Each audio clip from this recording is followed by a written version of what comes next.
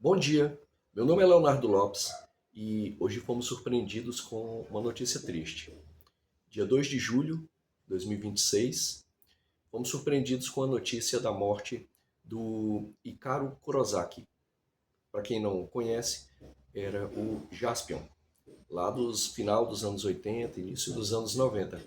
Quem é da época sabe a influência que o Jaspion teve tanto na infância, na adolescência da gente, quanto também dentro da questão da cultura pop. Os anos 80 eles foram marcados por uma efervescência, por uma ampliação dos valores nipônicos ao redor do mundo.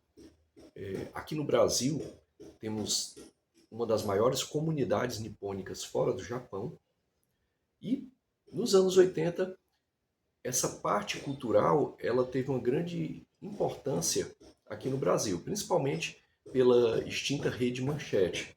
Eu era criança na época, final aí dos anos 80, ainda peguei a influência dos anos 90, que a Manchete trouxe por abrir a cultura japonesa aqui para o Brasil. E o Jaspion foi muito importante. Ele tanto trouxe o gênero do Totsukatsu, que era aquele gênero em que tinham aquelas equipes, às vezes apareciam mais como individuais, né? Como Black Kamen Rider, por exemplo, mas às vezes também em equipes, como o Changeman, por exemplo. E o Jaspion era um dos principais. Ele abriu esse gênero Totsukatsu aqui no Brasil e com isso foi meio que uma porta de entrada para o que viria depois, principalmente no início dos anos 90, os Cavaleiros do Zodíaco.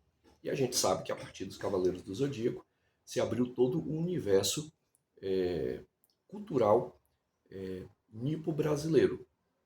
É uma mescla de influência japonesa e brasileira. Os Cavaleiros do Zodíaco abriram então essa influência também nos anos posteriores, Naruto, etc e tal, até chegar aos dias de hoje. Mas lá na base está o Jaspion. E aí hoje fomos surpreendidos com o falecimento dele. Aparentemente, ao que tudo indica, ele morreu nessa manhã realmente, já confirmado por várias fontes. E ele, ao longo da história dele, ele no início dos anos 90 já, aliás, em meados dos anos 90, ele abandonou a carreira artística e foi se dedicar a ser instrutor de mergulho em Okinawa. Saiu dos holofotes, digamos assim. E até hoje ele praticava essa profissão. Morreu aos 64 anos e aqui a gente queria deixar uma rápida, singela homenagem a essa pessoa, a esse personagem que influenciou tanto a minha vida. O Jaspion trazia excelentes valores, como auxílio aos mais necessitados, aos mais fracos, aquele sacrifício por uma boa causa. Então, trazia-se uma quantidade muito grande de bons valores ali. Esses bons valores ajudaram a formar a minha geração. Como também os anos 80 eles foram marcados por uma hegemonia cultural norte-americana, que até hoje ainda é prevalente, mas naquela época era hegemônica. E a Rede Manchete, todo o conteúdo cultural pop que foi trazido lá do Japão, ajudou a diminuir um pouco essa hegemonia cultural norte-americana, não a quebrar, obviamente, né?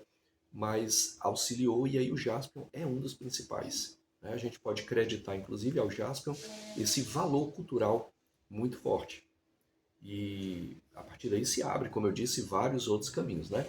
Desde Cavaleiros do Zodíaco até Naruto depois. Isso só para citar dois, existem aqui centenas de outras boas influências. Mas se hoje você gosta da cultura japonesa, se você for remontar lá no início, lá na genealogia da coisa toda, você vai encontrar o Jaspion.